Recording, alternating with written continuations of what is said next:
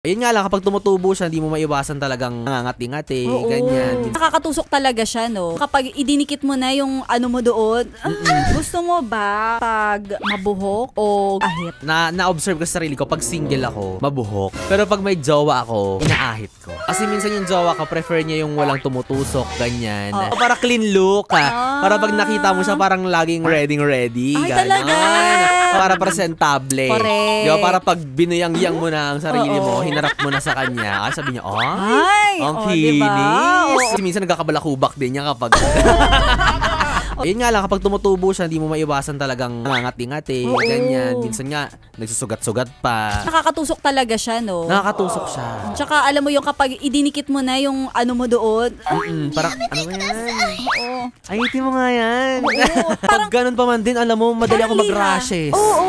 Nagra-rashes ako pag ganyan. So, alam mo na pag nagka-rashes ako, ibig sabihin, may tumusok.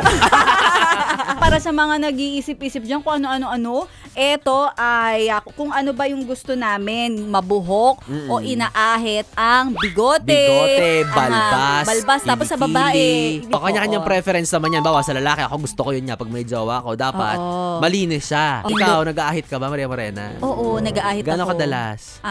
Nang ano ba?